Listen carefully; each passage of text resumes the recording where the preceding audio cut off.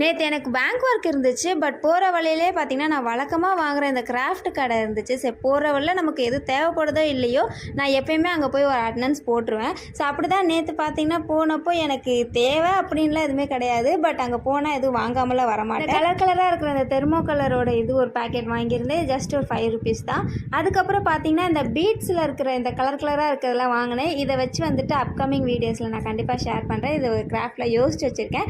அதுக்கப்புறம் இந்த earring jhumka earring பண்ணுறதுக்கான பேஸு, அப்புறம் இந்த ஒயிட் கலர் பீட்ஸு, அதுக்கப்புறம் வந்துட்டு இந்த சீக்வன்ஸ்லாம் வந்துட்டு கொஞ்சம் கொஞ்சம் வாங்கினேன். எதுக்கு வாங்கினேன்னே தெரில, ஆனால் பிடிச்சிருந்தது நான் வாங்கிட்டேன்.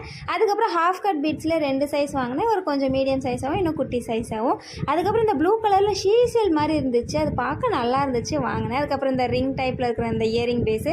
ஸோ இதோட எல்லாமே பார்த்தீங்கன்னா அது ஒரு பேக்கெட் ஜஸ்ட் 10 rupees தான். கிராஃப்ட் திங்ஸ் தான் முக்கியம் பேங்க் ஒர்க்கில், அப்புறம் தான் அப்படின்னு சொல்லிட்டு அப்படியே வந்தாச்சு.